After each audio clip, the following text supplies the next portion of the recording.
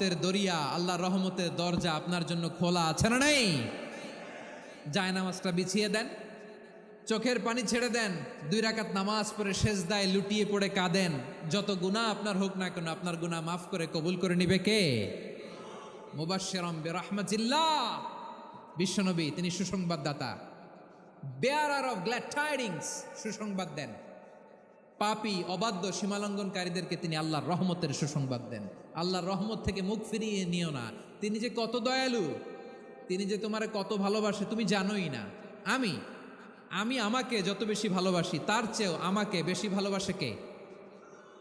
সবাই বলে নাই।